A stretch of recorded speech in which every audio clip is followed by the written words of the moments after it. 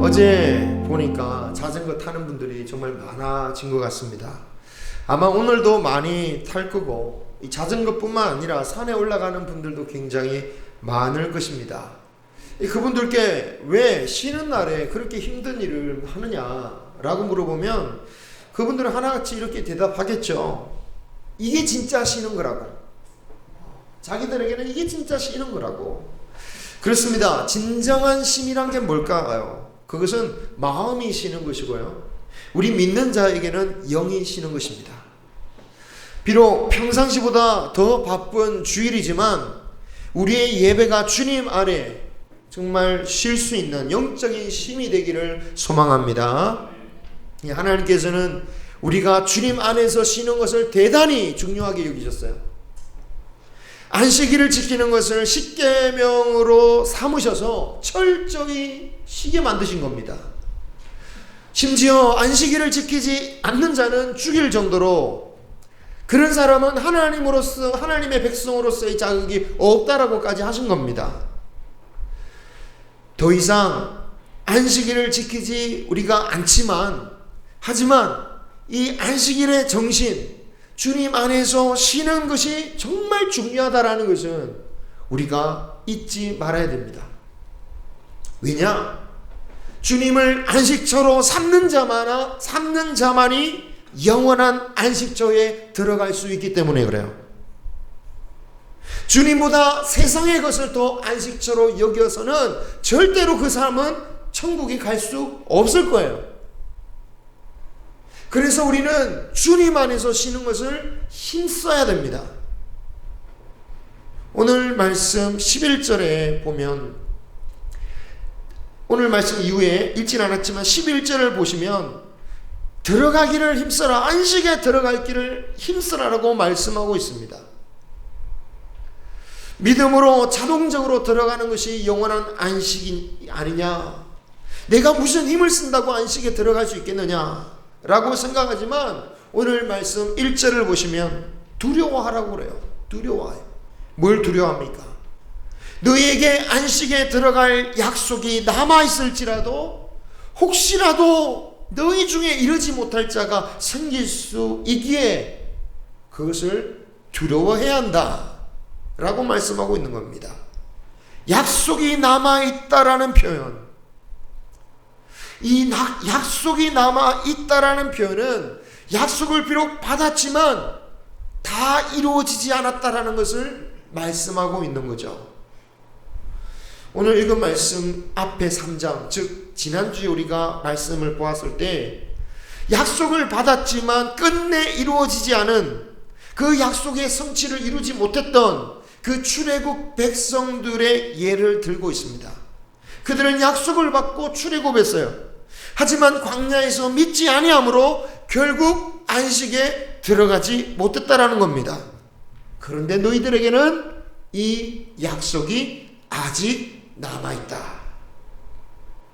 다른 말로 약속을 성취할 수 있는 기회가 남아있다라는 겁니다.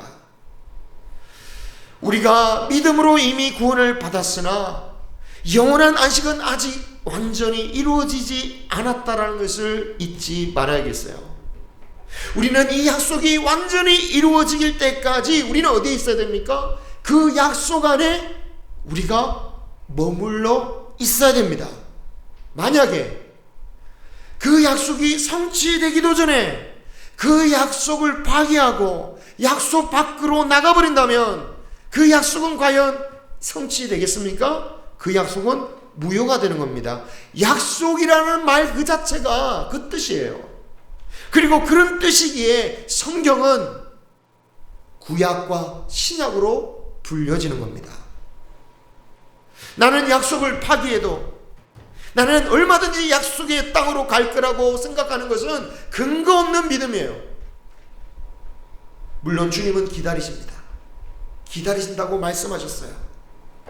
또한 약속이 남아있다라는 말씀 속에도 계속해서 우리가 약속 안에 거하기를 기다리시는 그 하나님의 마음이 있는 겁니다. 그런데 하나님의 말씀은 뭐라고 경고합니까? 언제까지나 기다리시느냐? 끝내 약속 안에 거하지 못한다면 그런 영혼은 안식에 이르지 못하게 되니 그것을 두려워해라 라고 말씀하시는 겁니다. 그런 끝내 약속 안에 들어가지 못해서 안식에 들어가지 못하는 사람들은 도대체 어떤 종류의 사람들이냐, 2절에서 그것을 설명하고 있어요. 2절 말씀을 제가 표준세번역으로 함께 읽어보기를 원합니다. 한번 같이 읽겠습니다. 시작.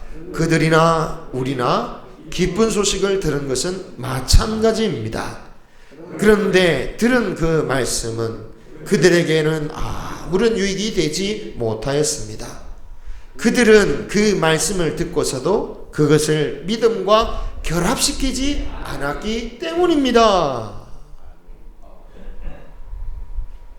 여기서 말씀하고 있는 게 뭡니까? 안식에 들어가지 못한 자들도 구원받을 자가 들은 복음을 똑같이 들었다라는 거예요. 그들이 잘못된 이단의 가르침을 받은 것도 아니고 뭔가 부족한 말씀, 뭔가 좀 풍부한 하나님의 말씀을 듣지 못해서 그들이 실패한 게 아니다라는 거예요. 똑같이 들었습니다. 그런데 들은 것이 그들에게는 전혀 유익되지 못했다라고 합니다. 안식으로 들어가는데 아무 소용이 없었다라고 말하고 있어요. 왜 소용이 없었습니까? 들은 말씀을 믿음으로 결부시키지 못했기 때문이다라는 거예요. 말씀을 듣기는 들었는데 믿음으로 연결이 안 되는 것입니다. 시간이 없어서 다른 바울이 로마서 10장 17절에서 들으면 믿음으로 연결된다는데 왜 그럽니까? 이건 다음에 설명하겠습니다. 시간상. 자, 오늘 말씀에 집중해서 그들이 말씀을 듣고도 믿음으로 연결하지 못한 이유를 7절에서 지적하고 있는데요. 이것은 지난주 주제의 말씀과 같은 말씀입니다. 오늘 너희가 그의 음성을 듣거든 너희 마음을 완고하게 하지 말라. 그렇습니다. 마음이 굳어져서 말씀이 안 받아지는 거예요. 그런데 오늘 이 완고한 마음이란 것이 어떤 것인지는 좀 더 구체적으로 말씀하고 있습니다. 이 완고한 마음이란 것은 설교를 들을 때 여러분 아마 안식에 들어가지 못할 거라고 딱 했을 때 마음이 어떤 마음이 듭니까? 다 부담감이 들잖아요. 두려운 마음이 들잖아요. 좀 뭔가 이렇게 힘든 마음이 들잖아요. 그렇게 생기는 불편한 마음이 완고한 마음이냐? 그런 정도를 의미하는 게 아닙니다. 물론 하나님의 말씀에 기쁘게 아멘하지 못하고 불편한 마음이 생긴다는 것만으로도 참으로 하나님께 죄송스러운 일이지만 그러나 우리가 완전한 존재가 아니니까 우리가 완전한 존재가 아닌 한 그 완전하신 하나님의 말씀을 들으면서 속편하게 듣기는 사실 어려운 일이죠. 우리는 본질적으로 하나님의 완전한 말씀을 받으면 두려워할 수밖에 없는 우리는 그런 모습을 가지고 있어요. 오죽하면 이사야가 그리스도를 보았다고 나는 죽은 자라고 말을 하였겠습니까? 여러분 어떤 메시지도 마찬가지예요. 심지어 아무리 사랑과 평화와 위로의 말씀을 우리에게 주신다 할지라도요 그 말씀이 우리에게 부담이 되는 겁니다. 왜? 그런 주님의 사랑과 위로의 말씀에는 반드시 너희도 이와 같이 하라고 말씀하시기 때문이에요. 사랑받고자 하느냐? 서로 사랑하라. 용서받고자 하냐? 네가 먼저 용서해라. 합평케 하길 원하냐? 네가 합평하게 해라. 위로받기를 원하느냐? 네가 위로하라. 물론 하나님께서 100을 주시면 우리도 100만큼 해야 된다는 말씀이 결코 아닙니다. 주님께서 60만 번 정도 사랑을 주시면 60만 번 사랑을 주시면 너는 한 번 정도는 사랑하라는 뜻이에요. 제가 왜 이런 비유를 했냐면 1만 달란트 비유가 딱 그 말이거든요. 1만 달란트는 100데나리온의 최소 60만 배 되는 돈이에요. 그런데 문제는 그 1만 달란트를 탕감받았는데 그 100데나리온이 아까워서 형제를 용서하지 못하잖아요. 그 100데나리온 얼마냐? 지금으로 치면 약 500만 원 정도 되는 돈이에요. 그런데 이 500만 원어치 사랑하는 것이 얼마나 부담스럽냐라는 거예요. 그런데 주님께서 어떻게 합니까? 요구하시잖아요. 이런 말씀을 주실 때 우리가 참 평안하게만 들을 수가 없는 존재가 우리들이에요. 그런데 혹시 이런 말씀을 보면서 아니 나는 이런 말씀 들어도 얼마나 평안하기만 하다. 그분은 둘 중에 하나죠. 그분은 완전한 정말 성숙한 믿음에 이르는 분. 어떤 말씀에도 기쁘고 감사하고 내 생명을 바치는데 그 정도가 뭐가 아깝습니까? 재산이라도 바치라면 바치겠습니다. 그런 분이라면 부담 없이 들으실 것이고, 반대로 이 말씀을 들어도 내가 굳이 그 말씀에 내가 순종할 거라고 생각하지 않으니까, 내가 굳이 저 말씀 들으면서 내가 순종의 부담감을 아예 가지지 않는 분들은 이런 말씀 들어도 별로 어렵지 않을 겁니다. 전자라면 참으로 복된 일이지만 후자라면 완고한 마음을 가진 거죠. 주님께서 지적하시는 완고한 마음이란 6절 11절에서 분명하게 말씀하세요. 그들이 순종하지 않았다는 거예요. 잠시 마음이 불편한 정도를 말하는 게 아니라 돌이키지 못하고 끝내 돌이키지 못하고 결국 불순종했다는 거예요. 마태복음 21장 예수님이 이런 비유를 하셨잖아요. 아버지가 두 아들에게 포도원 가서 일해라 라고 했더니 예 알겠습니다. 그 자리에서는 그렇게 기쁘게 순종해 놓고는 결국은 가지 않은 마다들이 나오고요. 그 마다들은 결국 어떤 존재라고 말합니까? 불순종한 존재고, 처음에는 싫어요. 가기 싫어요. 거절하지만 결국 뉘우치고 일한 둘째는 순종한 자다라고 주님께서 가르치셨죠. 처음에는 어찌되었든 결국 순종하는 사람이 주님과 함께 할 수 있는 사람입니다. 대표적인 인물이 베드로예요. 베드로가 처음 주님을 만났을 때 예수님이 그에게 엄청 부담스러운 말씀을 하시거든요. 밤새도록 물고기 놓치고 나와서 이제 그물 치는데 갑자기 예수님이 오셔서 저 배를 잠시 띄워놔봐라 하시더니 그 예수님이 배 위에 올라가셔서 한참이나 설교를 하시고, 집에 돌아가고 싶은데 한참이나 설교하시고 계시다가 설교 다 끝나니까 예수님이 하시는 말씀이 이제 저 깊은 데로 가서 그물을 던져라. 베드로가 어떤 생각이 듭니까? 부정적인 생각이 드는군요. 내가 밤새도록 해봤는데. 하지만 베드로가 그 부정적인 생각에도 말씀에 의지하여 내가 던지겠습니다 라고 던지죠. 그랬더니 정말 말씀대로 물고기가 잡히는 겁니다. 그때 베드로의 반응이 뭡니까? 달려가서 주님께 이렇게 고백하는 거죠. 주님, 제가 죄인입니다. 왜 그런 고백합니까? 주님 말씀에 내가 부정적인 생각을 했으니까. 이거 뭐야? 그런데 말씀을 의지해서 보니까 내가 잘못 생각했구나. 그 부정적인 마음을 했던 것이 내 잘못이구나 깨닫고 하나님 예수님께 회개한 거예요. 비록 처음에는 주님의 말씀에 부정적이었어도 결국 베드로가 주님의 제자가 될 수 있었던 이유는 그 부정적인 마음일지라도, 처음에 들을지라도 결국에는 순종했기 때문입니다. 순종이 믿음으로 말씀을 들을 때 순종으로 말미암아 믿음으로 연결된 거예요. 반면에 아멘까지 했지만 순종하지 못했던 첫째 아들은 말씀에 불순종함으로 결국 그 말씀이 믿음으로 연결되지 못한 거죠. 그런데 우리는 이 두 아들을 똑같이 볼 때가 많아요. 두 아들 모두 믿음의 사람이다라는 거예요. 순종한다고 했지만 사정이 있어서 못했겠지. 이해해 주는 거예요. 그런데 주님은 구별하고 계세요. 구별하다는 거예요. 명백히 다르다는 거예요. 그게 6절 중반절 말씀입니다. 복음 전함을 먼저 받은 자들은 순종하지 아니함으로 말미암아 어떻게 된다고요? 안식에 들어가지 못하였다. 같지 않다는 거예요. 운명이 같지 않아요. 복음을 먼저 받긴 받았습니다. 하지만 순종하지 않음으로 믿음으로 연결되지 못하였고 그로 인하여 안식에 들어가지 못하게 되었다는 겁니다. 이것을 꼭 기억해야 됩니다. 여러분, 믿음으로 말씀을 읽었는데요, 말씀을 믿음으로까지 연결하는 게 뭐라고요? 순종하는 것이다. 제가 그 그림을 그려서 표현하려고 해서 챗 GPT를 한번 사용해 봤더니 놀라운 결과가 나왔는데 그 결과가 제 주보에 실어놨습니다. 나중에 보시고요. 여러분, 우리가 말씀을 믿기는 믿는데 순종하기는 어렵다, 이런 고백을 할 때가 있습니다. 그런데 그것은 우리를 스스로 속이는 겁니다. 믿는다는 것은 말씀을 순종함으로써 말씀과 연결되어 있는 상태를 말하는 거예요.